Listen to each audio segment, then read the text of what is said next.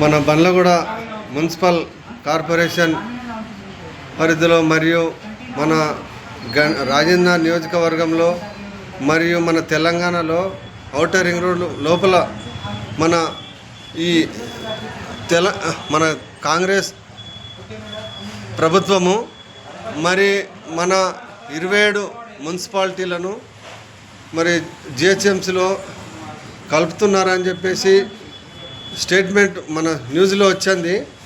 మరి మన జిహెచ్ఎంసీలో కలపడానికి మరి మన ఇక్కడ మన ఈ 27 కార్పొరేషన్ పరిధిలలో మరి అక్కడ మోరీలు సరిగా ఉండవు, డ్రైనేజ్ సరిగా ఉండదు, రోడ్లు సరిగా ఉండవు, మనకి మొత్తం ట్రాఫిక్ జామ్ అవుతుంటుంది. మరి హైదరాబాద్లో ఉన్న ట్యాక్సు మరి 27 మున్సిపాలిటీలకు ట్యాక్సు వేస్తే మరి మన కాంగ్రెస్ ప్రభుత్వము మరి ఇలా ప్రజలని ఎందుకు ఇట్లా మోసపూరితం చేస్తున్నారో మరి అర్థం కావట్లేదు. మరి ఈ 27 మున్సిపాలిటీల కార్పొరేటర్లు మరి మరి వీళ్ళు మరి దాన్ని ఎందుకు తీర్మానించారో తెలియదు. మరి మనకు ఆమ్దాని ఎంత ఉన్నది, మనకు ట్యాక్సులు ఎంత అవుతున్నాయి, ప్రతి ఒక్క ఇంటికి ప్రతి దానికి ట్యాక్సు జిహెచ్ఎంసీ హైదరాబాద్ దానికి మన దానికి తేడా ఉంటుంది. మరి మన దగ్గర ఏ సౌకర్యం సరిగా ఉండదు, కరెంటు సరిగా ఉండదు, నల్లలు వాటర్ సరిగా రావు, ఏవి రావు. ఇప్పుడు ఇవన్నీ చేసి మరి ట్యాక్స్ రూపంగా ప్రజలని మోసం చేయడము మనము అన్యాయము. మన కాంగ్రెస్ ప్రభుత్వము నిన్న మొన్న మరి ఈ 5 కోట్ల కుంభకోణం చేయడం జరిగింది.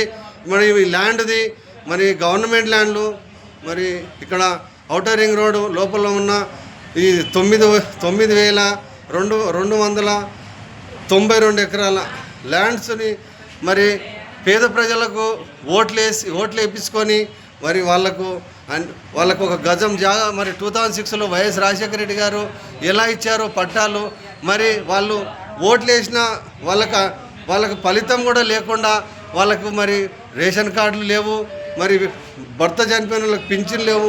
4,000 రూపాయలు ఇస్తున్నప్పుడు ఆ పింఛన్లు కూడా ఇప్పటివరకు కూడా లేవు. అదే 2,000 ఇస్తున్నారు, మరి కొత్త పింఛన్లు ఇప్పటివరకు లేవు. మరి ఆ ల్యాండ్స్ మరి ఇంతకుముందు టీఆర్ఎస్ ప్రభుత్వము ఎన్నో ఎకరాలు, 100 ఎకరాలు, 1000 ఎకరాలు అమ్మింది. మరి ఆ టీఆర్ఎస్ లాగానే మన కాంగ్రెస్ ప్రభుత్వం పెద్దలు కూడా అలానే చేయడం జరుగుతున్నది. దయచేసి మరి ఎందుకు రేపు సర్పంచులు, ఎంపీటీసీలు, కార్పొరేటర్లు రేపు మీరు ఇలా భూములు అమ్ముకొని మరి ప్రజలకు, పేద ప్రజలకు ఇళ్ల స్థలాలు ఇవ్వకుండా ఏమనంటే ఇందిరమ్మ ఇల్లు అని చెప్పి 5 లక్షలు ఇస్తున్నామని చెప్పేసి గొప్పలు చెప్పుడు అన్యాయం అది. దయచేసి ఎందుకంటే పేద ప్రజలకు ఈ ప్రతి గ్రామంలో 500 మందికి ఇళ్ల పట్టాలు ఇచ్చే ఏర్పాటు చేస్తే మన కాంగ్రెస్ ప్రభుత్వము మనకు ఎప్పటికీ వెన్నలా ఉంటారు. దయచేసి ఎందుకంటే రేపు సర్పంచులకు చాలా మైనస్ అవుతుంది, ఎంపీటీసీలకు, కార్పొరేటర్లకు మైనస్ అవుతుంది. ఎందుకంటే రేపు ఆడపిల్ల పెళ్ళి అయితే తులం బంగారం ఇస్తామన్నారు, మరి 2,500 మహిళలకు ఇస్తున్నారు. ఇవన్నీ లేవు, ఇంకా ఎన్నో ఉన్నాయి మనం హామీలు. మరి హామీలన్నీ అన్నీ కొట్టేసి మరి దాని పేరే తీస్తలేడు మన సీఎం గారు రేవంత్ రెడ్డి గారు. మరి మేము కాంగ్రెస్ పార్టీ మేము 20-25 ఏళ్ళ సార్ మేము పార్టీలో ఉండి మాకు ఓటు వచ్చినప్పుడు సార్ మేము కాంగ్రెస్లో ఉంటాము. దయచేసి ఎందుకంటే ఇక్కడ ఈ 27 మున్సిపాలిటీల మన కార్పొరేషన్ పరిధిలో ఉన్న కార్పొరేటర్లు దయచేసి ఎందుకంటే ఇప్పుడు మనం మీకు ఓట్లు వేయించిన పేద ప్రజల గురించి ఒక్కరు కూడా అడగట్లేదు. ఎందుకంటే మరి రేపు మీకు మరి మున్సిపల్ ఎలక్షన్లు అయినా, సర్పంచ్ ఎలక్షన్లు అయినా, ఎంపీటీసీ ఎలక్షన్లు అయినా మీకు ఓట్లు ఎలా వేస్తారు ప్రజలు?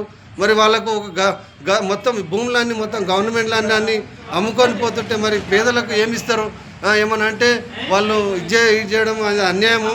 దయచేసి చెప్తున్నాం, మన కాంగ్రెస్ పార్టీలో పేదలకు న్యాయం చేయాలి, 60 గజాల స్థలాలు ఇవ్వాలి, పింఛన్లు ఇవ్వాలి, రేషన్ కార్డులు ఇవ్వాలి. ఇవన్నీ ఇస్తేనే మనకు రేపు సర్పంచులకు, కార్పొరేటర్లకు, ఎంపీటీసీలకు ఉంటుంది. రేపు ఎమ్మెల్యేలకు కూడా అవకాశం ఉంటుంది. నెక్స్ట్ వార్డు మెంబర్ కిస్మత్పూర్ జిహెచ్ఎంసీలా మరి ఇది ఇలా కలిపితే రేపు మన 27 మున్సిపాలిటీల పేద ప్రజలు మొత్తము మైనస్గా ఉంటారు మన కాంగ్రెస్ పార్టీకి. దయచేసి కాంగ్రెస్ పెద్దలు ఆలోచించాలి. Next ward member Kismatpur. జై కాంగ్రెస్, జై కాంగ్రెస్, జై హింద్.